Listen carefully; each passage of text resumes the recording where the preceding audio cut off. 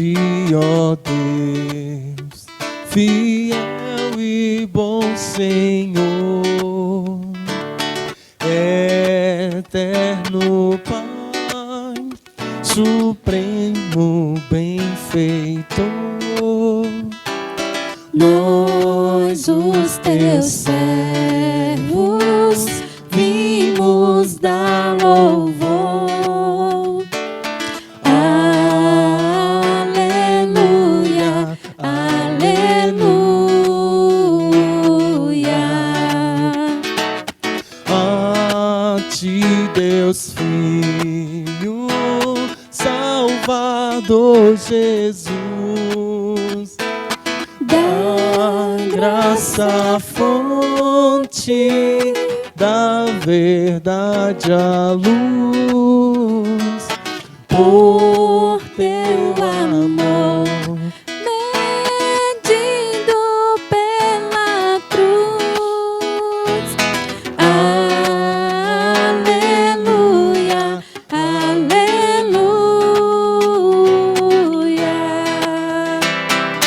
a ti, ó Deus, real Consolador, divino fogo, Santificador, que nos anime, nos acende o amor.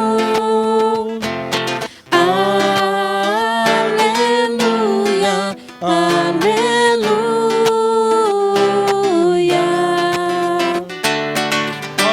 a ti, Deus Trino, poderoso Deus, que estás presente sempre junto aos teus,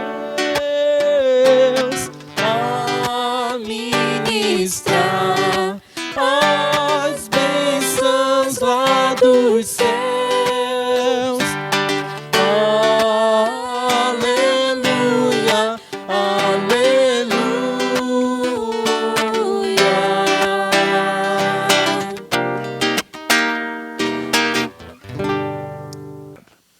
Graça e paz do Senhor Jesus, amados irmãos, queridos visitantes, que Deus os abençoe abundantemente, que o Senhor, como acabamos de cantar, seja exaltado através de nossas vidas e que Ele fale conosco, fale contigo pela Tua palavra, aceitando e aprovando o culto que agora nós a Ele prestaremos.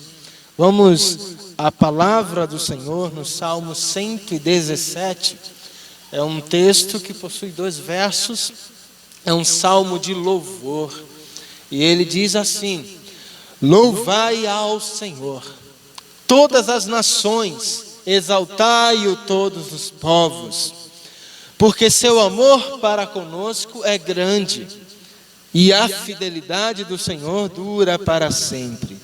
Aleluia. O texto, o salmo, começa com a mesma expressão. Louvai ao Senhor é a tradução de aleluia. E ele conclui com o termo hebraico aleluia, transliterado. Aleluia, louvemos ao Senhor. Por quê? Porque o amor dele é grande para conosco. Deus amou o mundo de tal maneira que deu seu único filho em sacrifício ali na cruz, para que todo que nele crê não pereça, mas tenha vida eterna. Ele, Jesus, o Cordeiro de Deus que tira o pecado do mundo. É por causa dele que agora reunidos estamos. E é esta a prova da fidelidade do Senhor que dura para sempre. Louvemos e nesta hora vamos inclinar nossas cabeças e orar. Grandioso Deus e Pai, louvamos o Teu nome pela Tua bondade, pelo Teu amor para conosco, pela Tua fidelidade. O Senhor nos deu neste dia o privilégio de nos reunir para Te cultuar. Em Jesus isto é possível. Graças à morte dele ali na cruz e a sua ressurreição 3 dias depois, é possível a um grupo de homens e mulheres, crianças e jovens, idosos, todas as tribos, línguas e nações se reunirem ao mesmo tempo em diversos lugares, em tempos distantes, para te cultuar, para te bendizer, para contemplar a tua bondade, o teu amor e a tua fidelidade. Nós te agradecemos por tua graça que nos foi manifesta, Senhor, e pedimos a tua condução. Que o teu perdão seja real nas nossas vidas, que o teu amor nos constranja, que o teu Espírito revele a nossa condição e nos leve à santidade que o Senhor nos propõe em Cristo Jesus. Esta é a nossa oração. Aceita este culto, Senhor, para a glória do teu nome. Amém. Glórias a Deus. Nós vamos mais uma vez a uma canção. Vamos louvar a Ele com um cântico, com uma palavra cantada nesta hora.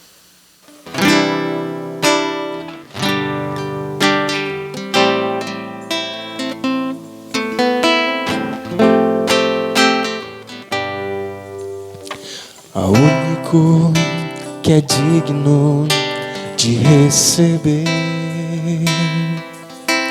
a honra e a glória, a força e o poder, ao Rei eterno, imortal, invisível, mas real, a Ele ministramos o louvor. Ele é o único, ao único que é digno de receber a honra e a glória, a força e o poder, ao Rei eterno, imortal, invisível, mas real, a Ele ministramos o louvor. Coroamos a Ti, ó Rei Jesus, coroamos a Ti, ó Rei Jesus, adoramos o Teu nome, nos rendemos aos Teus pés, consagramos todo nosso ser a Ti.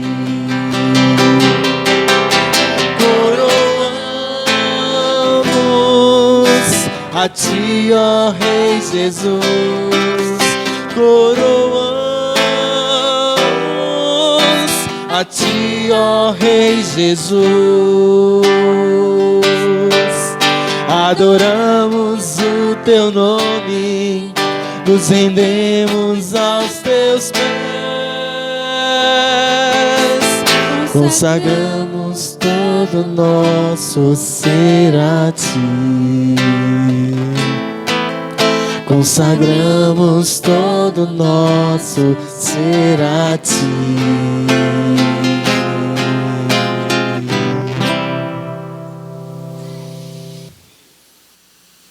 Graças a Deus por tudo que Ele tem feito a nós. Este é um momento de gratidão, este é um momento de dedicação de bens e vida. Este é um momento em que você que compreende a provisão do Senhor, você que entende que o domínio de todas as coisas pertence a Ele, você que é um mordomo fiel e separou das primícias do que Deus te deu a 10ª parte para lhe devolver, ou separou daquilo que lhe restou, dos 90% que fica nas suas mãos, uma oferta dedicada, seja ela para a obra missionária ou para a obra local, na igreja que você se reúne. É hora de gratidão, é o momento de abrirmos a carta de Paulo aos Coríntios, a segunda carta, capítulo 9, o verso 6 diz: mas digo isso, quem pouco semeia, pouco também colherá. Quem semeia com generosidade, também colherá generosamente. Cada um contribua de acordo com o que decidiu no coração, não com tristeza, nem por constrangimento, pois Deus ama quem contribui com alegria. O amor de Deus para com aqueles que com alegria contribuem para a obra dele aqui na terra. Ele não depende da nossa contribuição, mas a nossa fidelidade é provada. O nosso reconhecimento da soberania dele é provada quando nós, em obediência e com alegria, contribuímos na obra do Senhor. Então nós vamos orar. Feche os seus olhos. Te bendizemos, Senhor, por tua fidelidade para conosco. Tempos de pandemia, muitas pessoas estão com escassez. Muitos tiveram a sua atividade laboral interrompida. Não puderam durante esses meses desenvolver qualquer atividade econômica. Muita gente parou, muitos ficaram sem o seu sustento mensal garantido. Mas o Senhor, por tua fidelidade, manteve a nossa vida. O Senhor tem dado ao teu povo, tem dado a nós de forma generosa, de forma abundante. Nos ajuda, Senhor, a ser fiel. Ajuda-nos a ter reconhecimento da tua soberania sobre todas as coisas. Nos dá um coração generoso, Pai. Um coração aplicado no teu reino, aplicado na obra missionária, que não apenas ora pelos missionários e pela tua igreja espalhada nesta terra, principalmente aqueles que estão em perseguição, mas que também contribui e mobiliza uns aos outros para orar, contribuir e mobilizar. Abençoa as mãos que hão de administrar os recursos, dá sabedoria, dá temor e conduza cada decisão, Pai. Que o teu nome seja engrandecido por meio da aplicação dos recursos que é devolvido ao teu templo. Nós assim oramos, gratos por tudo que o Senhor tem feito e ainda há de fazer, em nome de Jesus. Amém. Nós vamos a mais um momento de oração cantada. Nós em seguida faremos um momento de intercessão, em que deixaremos tudo no altar do Senhor. A convocação dele é esta, mas agora a gente vai a uma canção que nos conduzirá a este momento.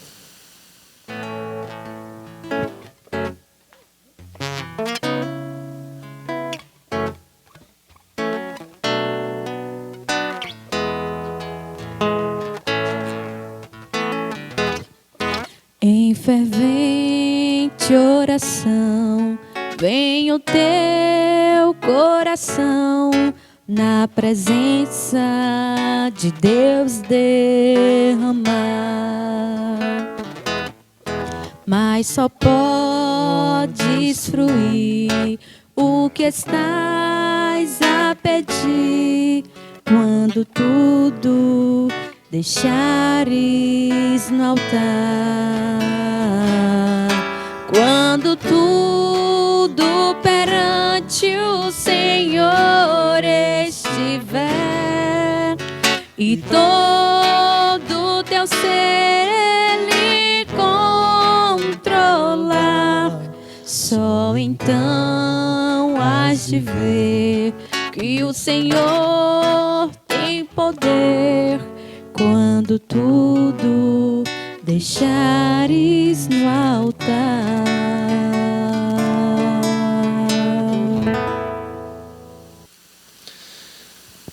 Quando tudo estiver no altar do Senhor,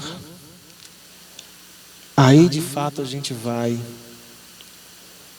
perceber a mão dele agindo em nós.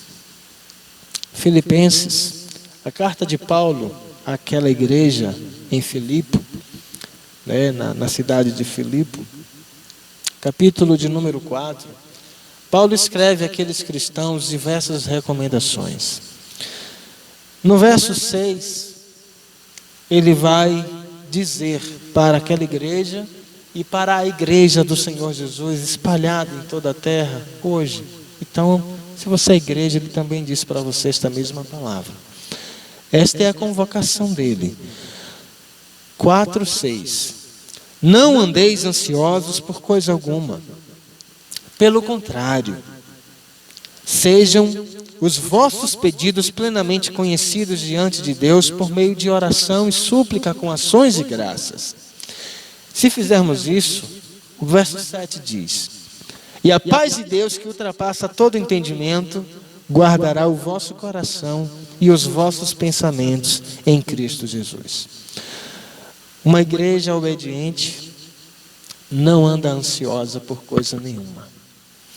Uma igreja que está em comunhão plena com o seu Senhor alimenta esta comunhão,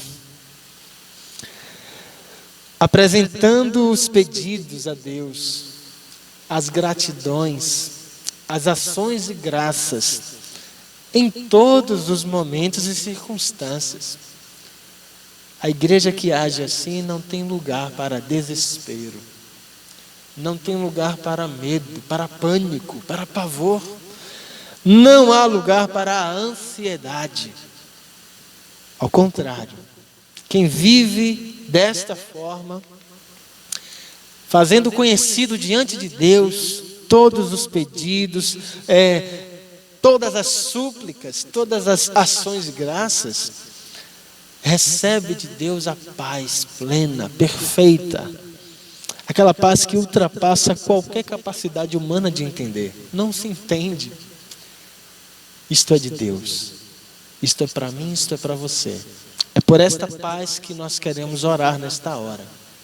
Curve sua cabeça, apresente a Ele a sua petição.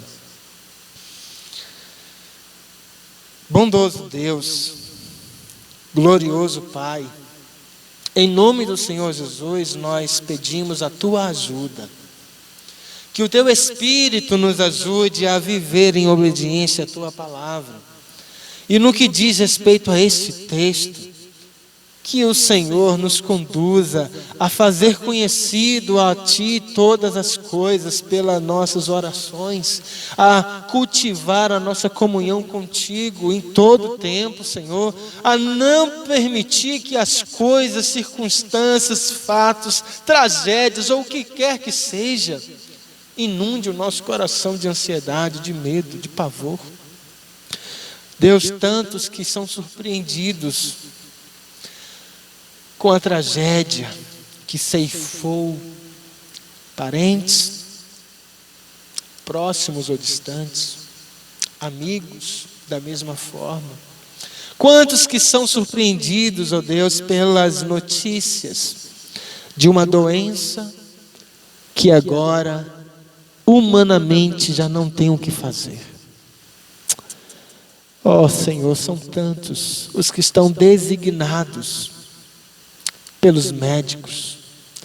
São tantos os que não Te conhecem para desfrutarem desta paz perfeita que só em Cristo é possível ter.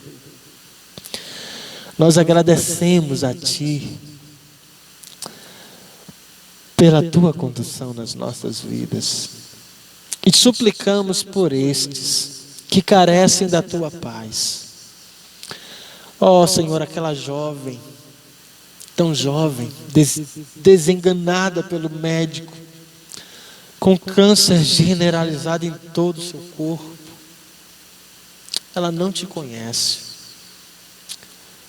que segundo a tua vontade o Senhor se faça conhecer a ela, Pai, salvando a sua alma da condenação eterna e sendo da tua vontade, restaurando a sua condição física para a tua glória.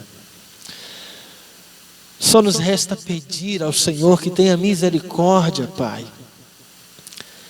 porque nós temos a Ti como refúgio. O Senhor Jesus nos garante que não importam as perseguições, não importa se sejamos mortos, não importam as tempestades, o Senhor estando conosco, estamos seguros, garantidos.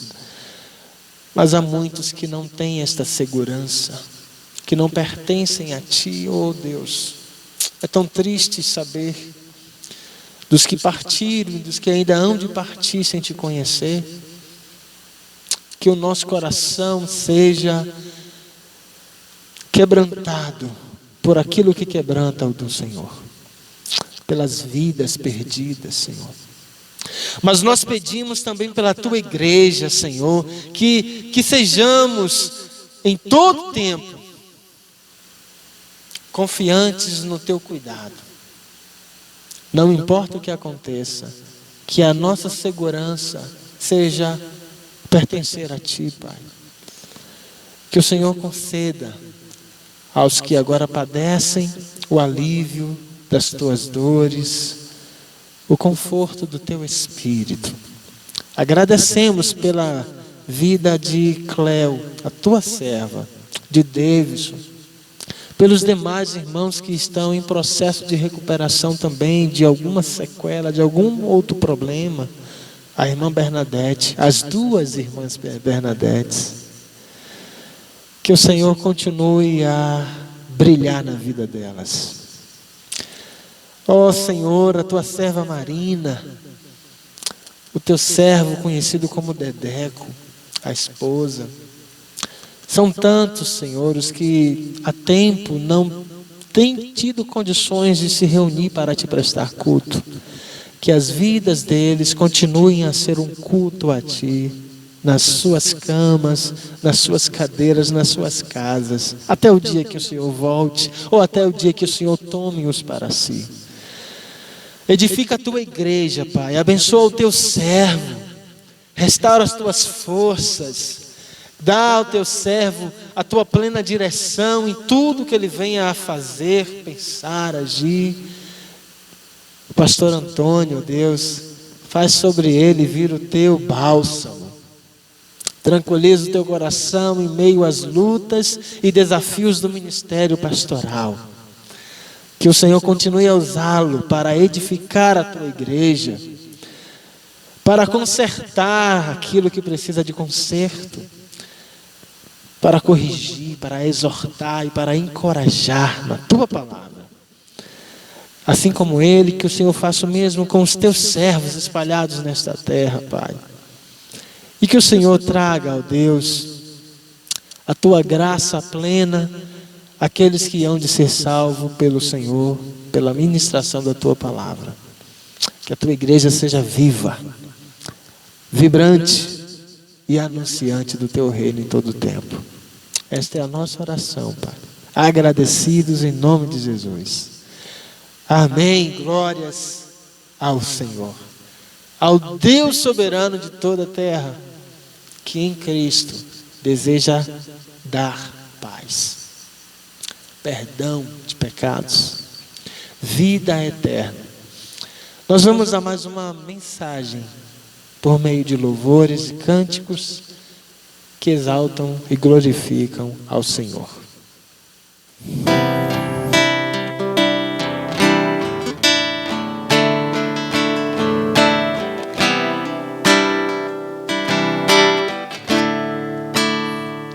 Se a minha alma teme o amanhã e o coração não vê o Teu cuidado, se eu não consigo ouvir a Tua voz, ainda assim confiarei.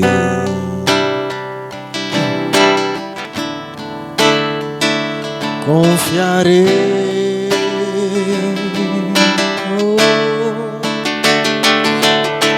Sei que o meu Redentor vive, que se levantará sobre a terra. A tua bondade transbordará meus desertos com misericórdia.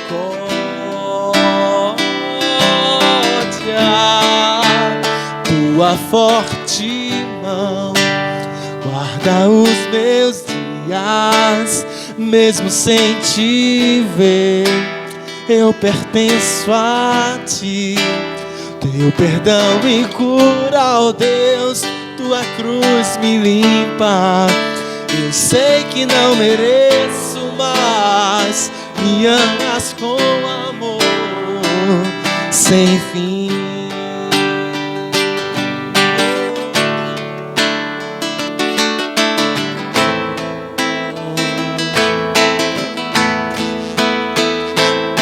Sei que o meu Redentor vive, que se levantará sobre a terra.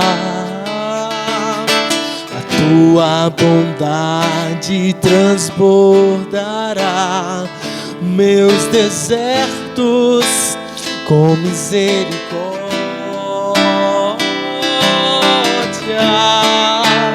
Tua forte mão guarda os meus dias, mesmo sem te ver, eu pertenço a ti. Teu perdão me cura, ó Deus, tua cruz me limpa. Eu sei que não mereço, mas me amas com amor sem fim.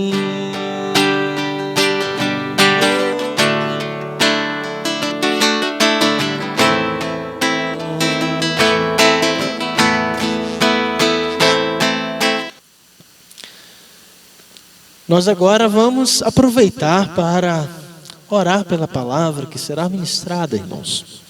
Que Deus tenha de nós misericórdia. Eu já lhe convido para abrir as suas Bíblias no livro do profeta Abacuque, capítulo 1. Será neste capítulo o texto que tentaremos apresentar nesta noite. Vamos orar. Senhor, é a tua palavra que será nesta hora apresentada para a tua igreja.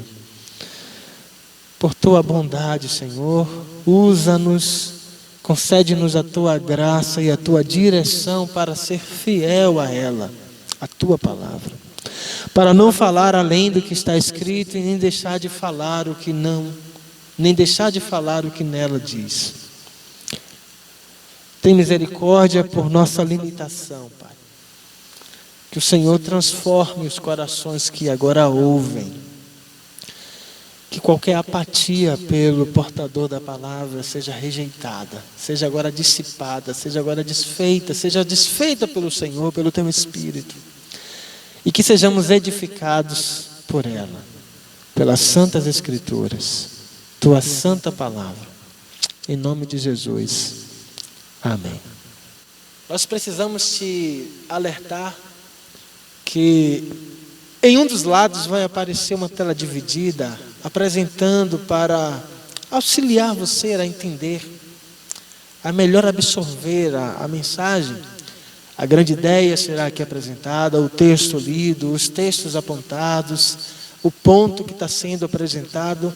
Nós percebemos que durante a mensagem, ainda que haja repetições da grande ideia ou dos tópicos apresentados, alguns irmãos tinham dificuldades de anotar. Para facilitar, estará, portanto, sendo apresentado nesta tela. Então não estranhe, continue louvando e prestando atenção. Vamos à mensagem. Nós vamos agora à exposição da palavra, ou a tentativa de expor a palavra, né? Que Deus tenha por nós misericórdia. o livro de Abacuque, como eu lhe pedi para abrir, capítulo 1. Nós leremos do verso 1 ao 11 e iremos nos deter do 5 ao 11, mais precisamente no verso 11. Então a gente tem que fazer essa leitura para um entendimento. Assim diz o verso 1. A mensagem que o profeta Abacuque recebeu. Até quando clamarei e não escutarás, Senhor? Ou gritarei a ti, violência, e não salvarás? Por que razão me fazes ver a maldade e a opressão? A destruição e a violência estão diante de mim. Também há contendas e o litígio é comum. Por causa disso, a lei se afrouxa e a justiça nunca se manifesta, pois o ímpio cerca o justo, de modo que a justiça é pervertida. Vede entre as nações e olhai, maravilhai-vos e admirai-vos, porque realizo em vossos dias uma obra que não acreditareis quando vos for contada.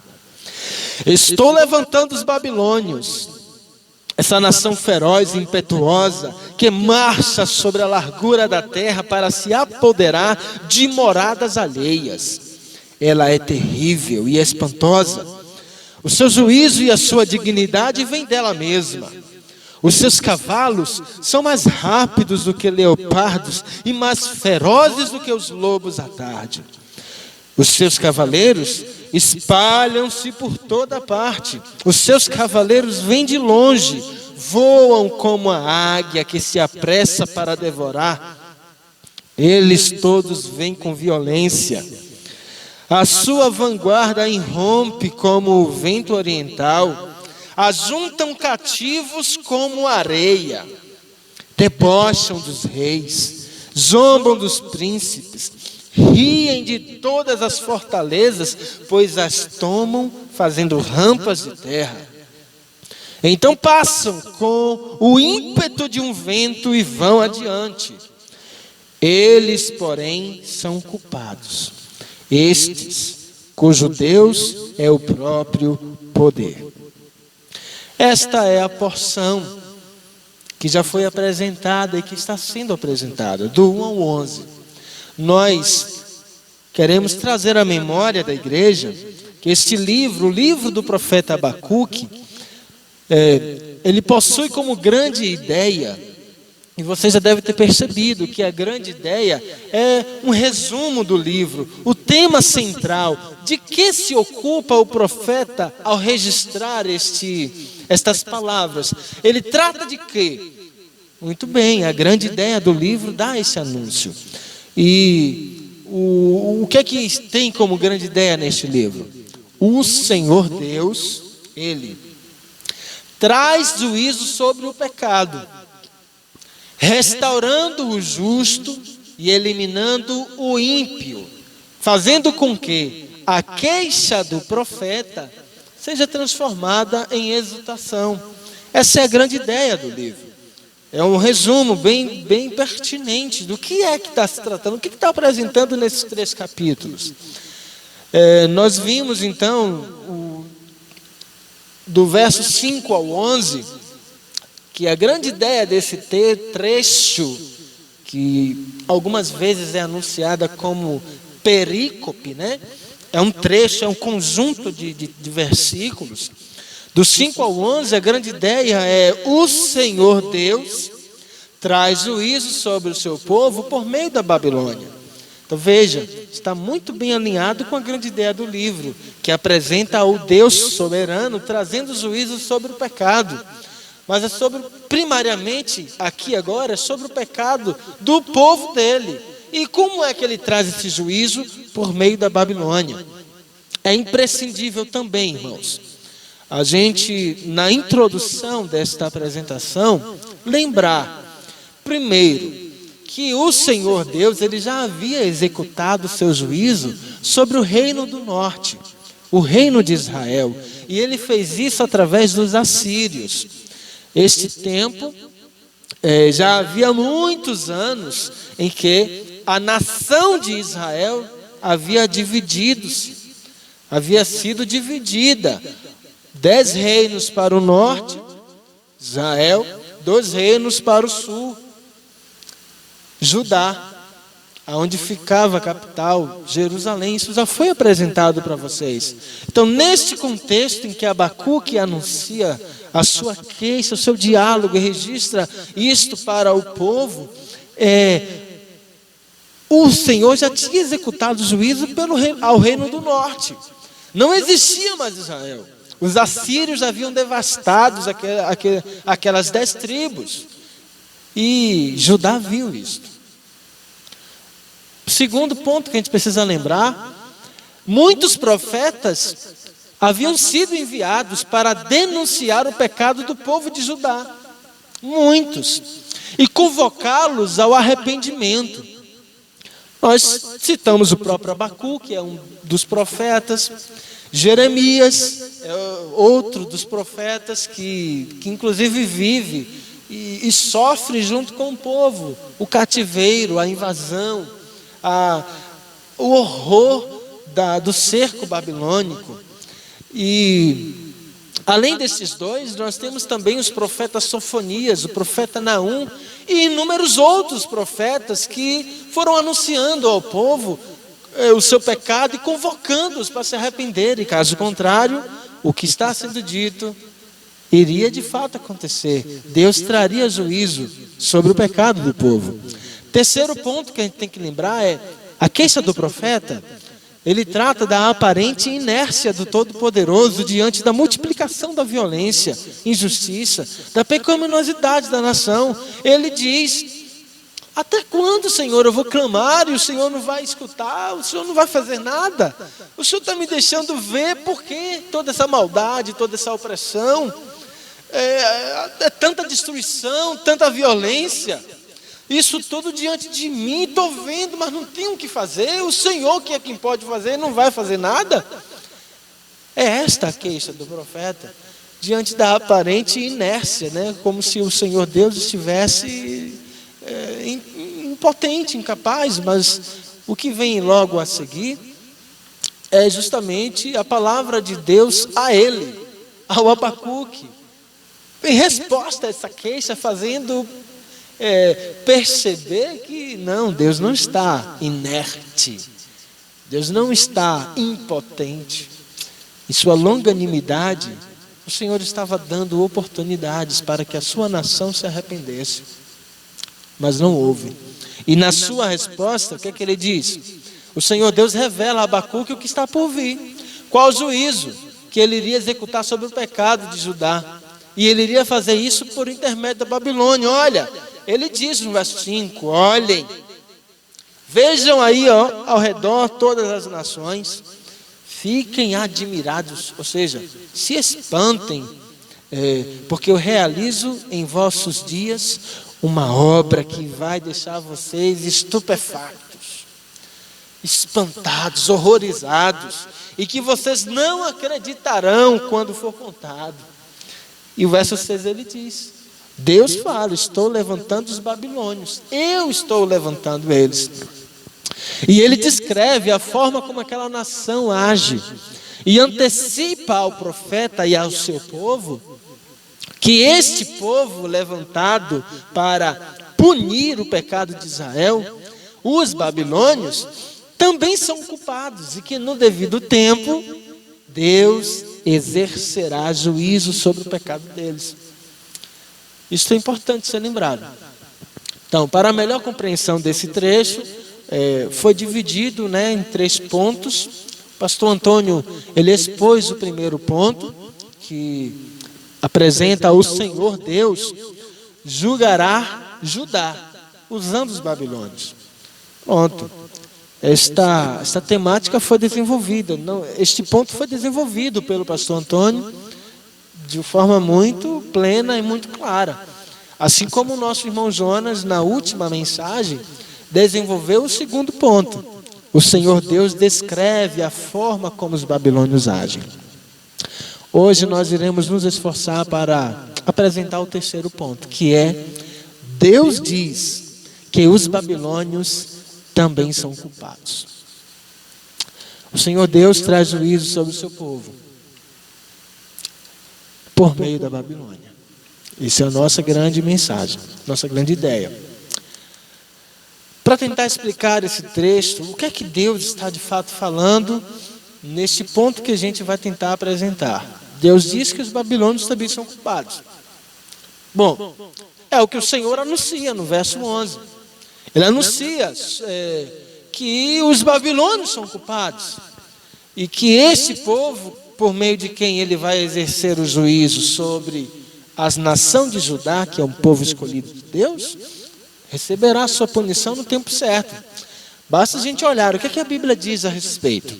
2 Reis registra no capítulo 24, versos 2 e verso 3.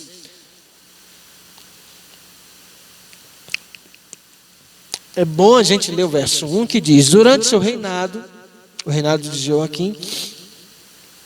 É bom a gente ler o verso 1 para melhor compreender. Durante seu reinado, Nabucodonosor, o rei da Babilônia, invadiu Judá. E Jeoaquim sujeitou-se a ele por 3 anos. Mas depois se rebelou. Verso 2 e 3, é o nosso ponto.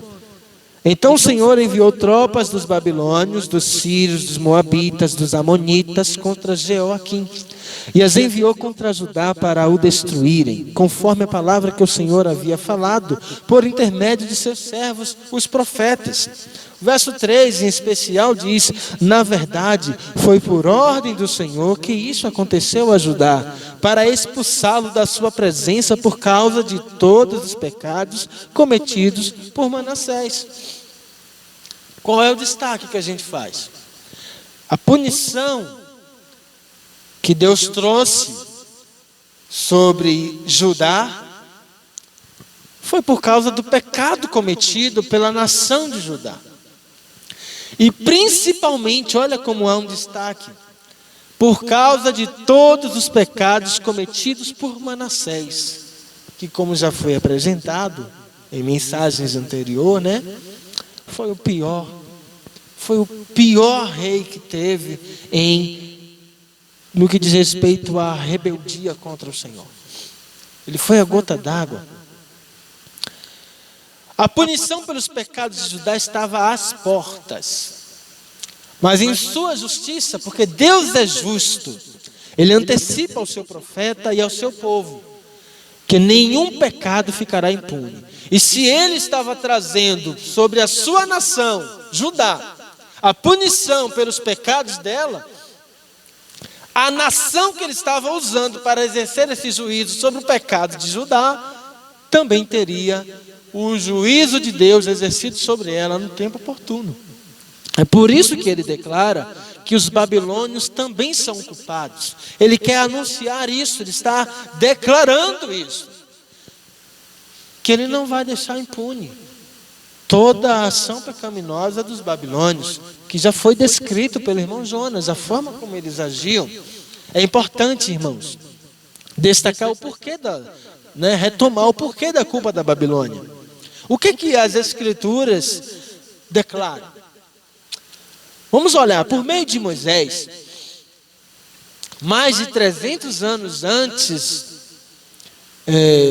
ele vai declarar em Deuteronômio capítulo 28, versículo 49, o Senhor diz: desde a extremidade da terra, o Senhor levantará contra ti uma nação que voa como águia, nação cuja língua não entenderás.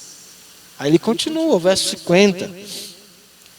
Nação de rosto feroz, que não respeitará o idoso, nem terá pena do moço. O que ele está dizendo? Que este povo que será levantado para castigar o pecado de Judá, de Israel, do povo de Deus, será um povo perverso, um povo inundado na impiedade. E tamanho será a perversidade, que não vai ter pena nem de idoso, nem de moço, nem de jovem, nada. E já foi apresentado pelo irmão Jonas, era assim que a nação babilônica agia. Então Deus anuncia muito antes como é ou qual é o estado de pecaminosidade da nação que ele iria levantar. Vamos olhar através de Jeremias o que é que o Eterno anuncia. Jeremias, capítulo de número 5, verso 16. Abra sua Bíblia, nós vamos aqui também procurar o texto. Jeremias, capítulo 5, está escrito no verso 16, parte A. Para você entender, olha o que diz o verso 15. Trago contra vós uma nação de longe, ó casa de Israel, diz o Senhor. É uma nação vitoriosa, uma nação antiga, uma nação cuja língua não conheces e cuja fala não entendes. Aí vem o que nos interessa para o ponto. A sua aljava é como uma sepultura aberta. Todos eles são valentes. O que quer dizer a aljava desse povo ser como uma sepultura aberta? Sepultura é para onde se envia os mortos. É um povo que tem prazer na morte, que tem prazer em matar. Deus não tem prazer na morte. Aqui também reside a culpa daquela nação. Eles são cruéis, eles não têm piedade. É o que registra o capítulo 6, versículo 23. A parte A. Armados com arco e lança, são cruéis e não têm piedade. Os seus gritos ressoam como o mar. E continua. Então Jeremias anuncia qual a condição. Deus anuncia por Jeremias a condição daquele povo. Culpados porque são cruéis, são perversos, têm prazer em promover a morte. Segunda Crônicas registra como este povo agiu na hora em que invadiu Israel, Judá. Na hora em que invadiu Judá. Segunda Crônicas, capítulo 36, versículo 17.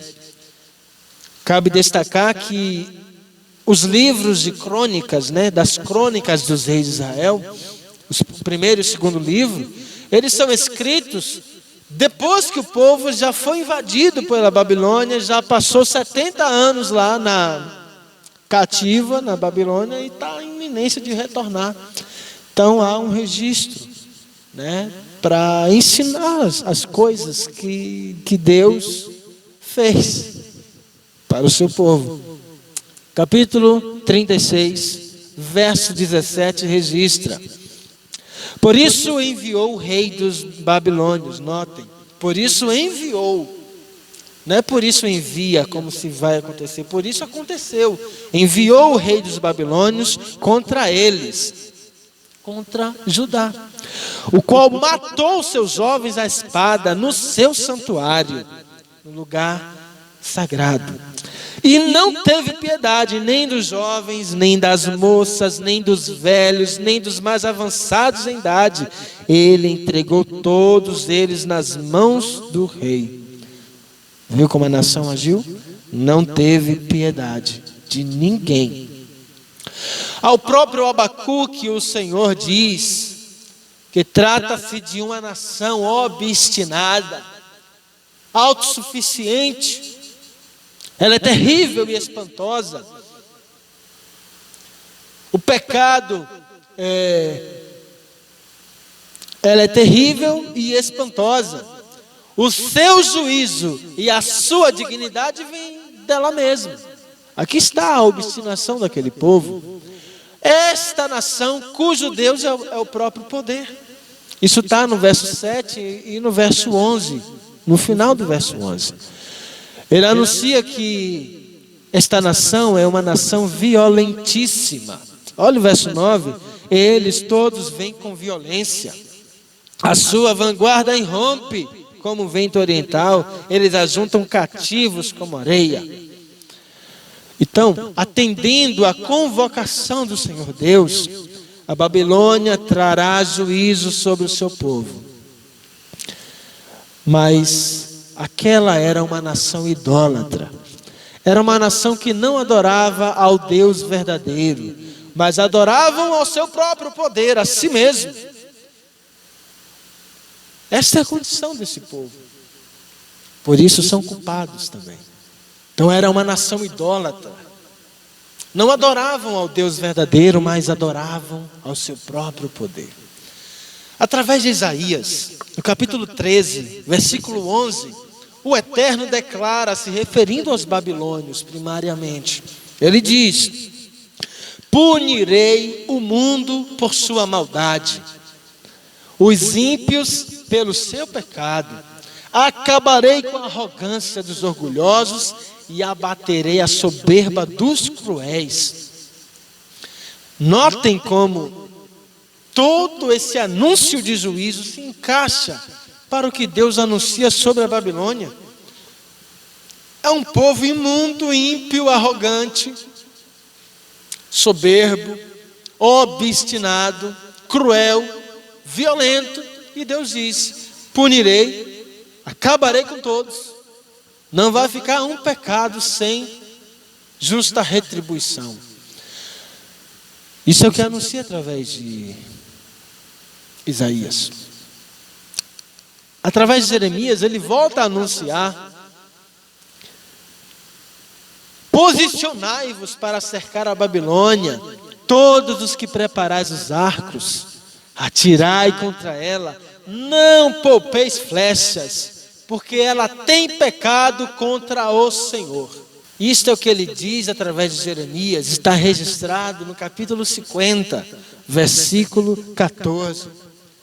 Porque ela, a Babilônia, tem pecado contra o Senhor. Notem que Deus não leva em conta, como se fosse passar a mão sobre a cabeça da Babilônia, só porque ela foi um instrumento para Deus exercer o seu juízo, não. Deus exerceu o juízo sobre Judá, usou a Babilônia, mas declarou: a Babilônia também é culpada. Ela tem pecado contra o Senhor. A Babilônia é uma nação ímpia e age como tal, como uma nação ímpia, em pecaminosidade, isso é, tem prazer em promover atos pecaminosos, crueldade, violência, morte, obstinação, orgulho, coisas, todo tipo de crueldade esse povo age. Judá, diferente deles, vamos prestar muita atenção. Babilônia é uma nação ímpia, Judá não. Judá integrava o povo escolhido de Deus e deveria agir como justos, santos. Deveriam agir em obediência às exigências do seu Deus, que declarou a Adão, Gênesis 2,17. Ele disse: no dia em que dela comeres, referindo-se à árvore do conhecimento do bem e do mal, em que o Senhor Deus disse: não coma, não toques. Ele diz a sua máxima, a sua afirmação final, a sua proibição, ele é muito claro: no dia em que dela comeres, com certeza morrerás. Deus falou isso. Deus exigiu obediência e exige obediência. Adão não guardou esta ordem. Por causa disso, colhemos os frutos amargos do pecado até hoje. As Escrituras fartamente distinguem os justos dos ímpios. Judá era uma nação que deveria ser justa, foi chamada a viver em justiça diante do seu Deus. Babilônia não, era uma nação ímpia. Judá, escolhido para a justificação, deveria testemunhar às nações as obras do Senhor dos Exércitos, mas ela fez o contrário. Judá inundou-se de práticas pecaminosas. Judá não guardou os preceitos, normas, decretos e exigências do Senhor. Judá escolheu a morte e o mal ao invés da vida e do bem, declarados em Deuteronômio 30, do verso 15 ao 20. Já foi lido, mas eu lhe convido a ler novamente. Deuteronômio, capítulo 30. do verso 15 ao verso 20, está escrito: se porém não ouvires a voz do Senhor teu Deus, não cumprindo todos os seus mandamentos e os seus estatutos que hoje te ordeno, todas estas maldições virão sobre ti e te alcançarão. Você não vai conseguir fugir dela não. As maldições virão. Verso 16: maldito serás na cidade e no campo. Por causa do quê? Da desobediência, não ouvir ao que Deus diz. 17: malditos serão o teu cesto e a tua vasilha de amassar pão. 18: malditos serão o fruto do teu ventre, o fruto do teu solo e as crias das tuas vacas e ovelhas. 19: maldito será ao entrares e ao saíres. 20: o Senhor mandará sobre ti a maldição, a derrota e o desapontamento em tudo o que puseres a mão para fazer, até que seja destruídos e morras repentinamente, por causa da maldade das tuas obras, pelas quais me abandonaste. Ele continua, é farto, vai até o versículo 68, o anúncio das maldições que viriam se a nação de Deus escolhesse desobedecer a Ele. E Judá escolheu isso. Judá não escolheu a vida e o bem, escolheu a morte e o mal. Eles encheram a taça da ira do Senhor e a fizeram transbordar. Foi por isto a severa disciplina do Eterno chegou pelas mãos de uma nação ímpia, Babilônia, sobre um povo que deveria ser justo, Judá. Mas esta nação ímpia não ficaria impune por todos os atos pecaminosos cometidos. Isto é o que Deus diz ao declarar a culpa dos babilônios. Isto é o que Deus diz no verso 11 de Abacuque, capítulo 1. Eles, porém, são culpados, estes cujo Deus é o próprio poder. No livro de Abacuque, introdução e comentário, o pastor Pedro Moura, ele comenta: Deus nunca se engana. E a maior tolice que pode acontecer na vida de um crente é pensar em suas orações, afirmações, em público, testemunhos, em mensagens, onde quer que seja. É o crente pensar que pode enganar o Senhor. Ninguém engana o Senhor. Ele cita neste mesmo trecho do seu livro a história registrada por Coelho Filho, Isaltino Coelho Filho, um pastor muito conhecido também, que em um de seus artigos registra a seguinte história. Olha o que o pastor registra. Um pastor amigo meu, amigo de Isaltino Filho, né, contou-me um fato sucedido em uma igreja que pastoreou. Havia um membro da igreja que era a pedra do sapato de toda a comunidade. Era aquele criador de casos, sempre estava mal-humorado, era altamente personalista, sua palavra devia ser sempre a última em todos os assuntos. Numa noite de vigília, não se sabe se querendo isentar-se de culpa ou transferi-la para outros, ele orou em público, na vigília, dizendo: Deus, remove desta igreja aquele que a atrapalha. No dia seguinte, menos de 24 horas depois, o corpo daquele homem estava sendo velado no templo daquela igreja. Deus conhece os culpados. Deus conhece os que estão pecando para a morte, conforme registra o apóstolo João na sua primeira carta, capítulo 5, versos 16 e 17. Deus conhece aqueles que estão agindo como Ananias e Safira, ou como o irmão desta ilustração. Ele sabe quando e como removê-los da comunidade para não contaminar os demais, ou ainda, ele sabe como e quando destituí-los do poder. Queridos, Deus exerce a sua justiça sobre o seu povo através dos babilônios, mas ele declara a culpa dos babilônios. As Escrituras abundantemente declaram a culpa do homem, a minha e a sua culpa, as consequências do pecado e a providência divina. Isso está farto nas Escrituras. Deus se ocupa de deixar isto muito bem registrado para que aqueles que têm ouvidos ouçam. Aos Romanos, por exemplo, Paulo escreve no capítulo 3, no versículo 10 até o verso 23, Paulo registra 3, dos 10 ao 23. Como está escrito: não há justo nenhum sequer, não há quem entenda, não há quem busque a Deus. Todos se desviaram, juntos se tornaram inúteis. Não há quem faça o bem, nenhum sequer.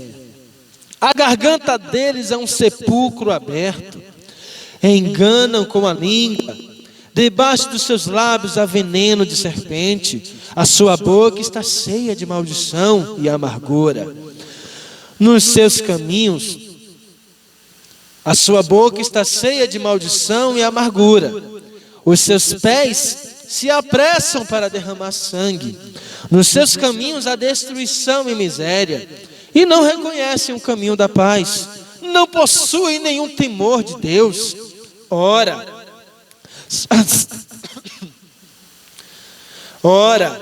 sabemos que tudo que a lei diz é para os que estão debaixo da lei que ela diz, para que toda boca se cale e todo mundo fique sujeito ao julgamento de Deus. Porque ninguém será justificado diante dele pelas obras da lei, pois pela lei vem o pleno conhecimento do pecado.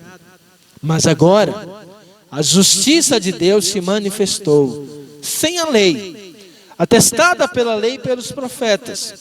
Isto é, justiça de Deus por meio da fé em Jesus Cristo, para todos os que creem. Pois não há distinção, verso 23, porque todos pecaram e estão destituídos da glória de Deus. O que é que essas Escrituras dizem? O que é que esse trecho diz? Não há nenhum justo. Todos pecaram. E conforme Paulo registra no capítulo 6, verso 23, o salário do pecado é a morte. Todos pecaram e receberão a morte, já está garantida. A separação eterna. Essa é a minha e a sua condição. Sem Jesus é essa a nossa condição. A aplicação que nós queremos fazer desse texto, em que Deus declara a culpa da Babilônia, e que as Escrituras nos chamam a perceber a nossa culpa, a minha e a sua culpa. A aplicação é que todos somos culpados diante do soberano. Não há em nós nenhuma justiça, nenhum merecimento. É pela graça dele que somos salvos em Cristo Jesus. E se você entendeu isto, que assim como os babilônios são culpados diante de Deus, eu e você também somos culpados. E se não for a graça de Deus sobre nós, a punição de Deus virá, o juízo de Deus virá, sem misericórdia, porque Ele é justo e não deixará impune nenhum pecado. Mas a sua graça é abundante em Cristo. E se você entendeu isso, se os teus ouvidos ouviram, se o Espírito Santo está lhe falando nesta hora, meu amigo, meu irmão, não resista, arrependa-se, abandone a pecaminosidade e seja justificado em Cristo Jesus para a vida eterna. Caso contrário, o que lhe resta, O que lhe é garantido já pelo pecado é a condenação eterna, pois nenhum pecado ficará impune ao juízo do Todo-Poderoso, nenhum. Arrependa-se, volte-se para Cristo, viva Cristo, deixa a vida de Cristo inundar a tua, suplantar a tua, que Ele venha viver em ti. A conclusão: aos olhos de Deus não há na humanidade um justo sequer, nenhum. A justiça de Deus é Jesus Cristo. Nós somos justificados nele, em Jesus. Fora dele não há justificação. Fora dele todos permanecem culpados.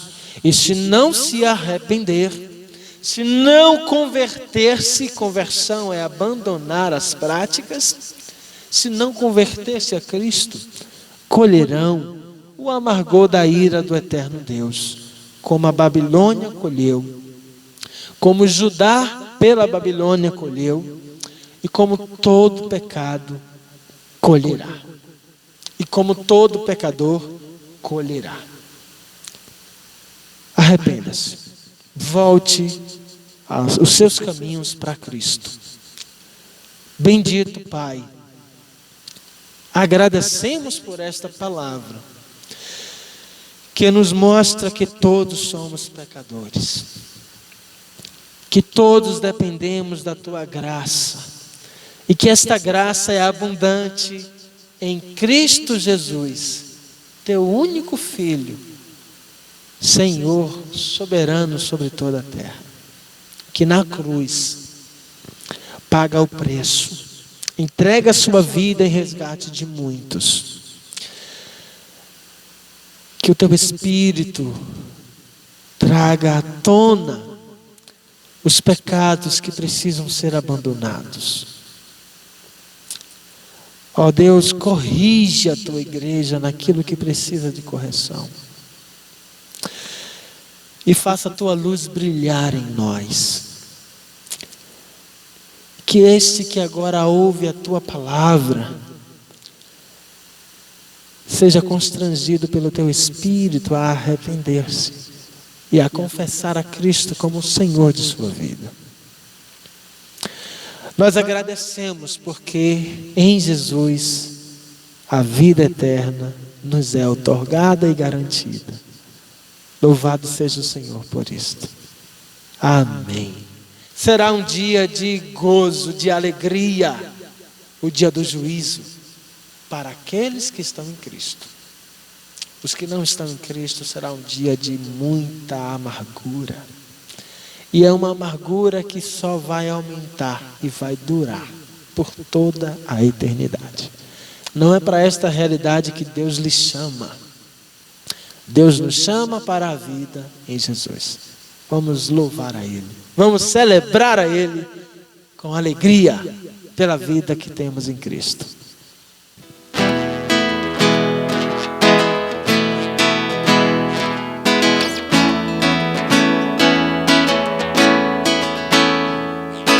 Cria em mim, ó Deus, cria em mim, ó Deus, um coração puro. E renova um espírito inabalável. Não retires de nós o Teu Espírito. Não retires de nós o Teu Espírito. Cria em mim, ó Deus. Cria em mim, ó Deus, cria em mim, ó Deus, um coração puro. E renova um espírito inabalável. Não retires de nós o Teu Espírito. Não retires de nós o Teu Espírito. Quero aprender com os Teus erros. cometi-los. Sei que não vai ser tão fácil, mas difícil é continuar no erro e viver o mesmo desespero e ficar pra trás.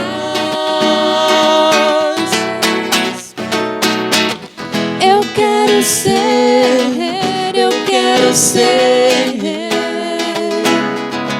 um homem segundo o coração de Deus. Eu quero ser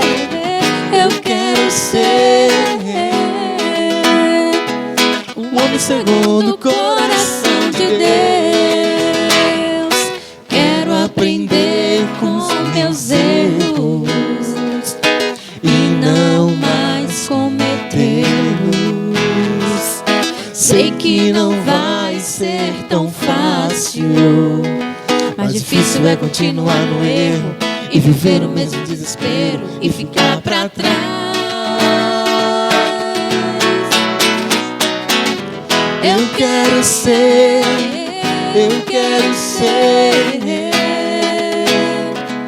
um homem segundo o coração de Deus. Eu quero ser um homem segundo o coração de Deus.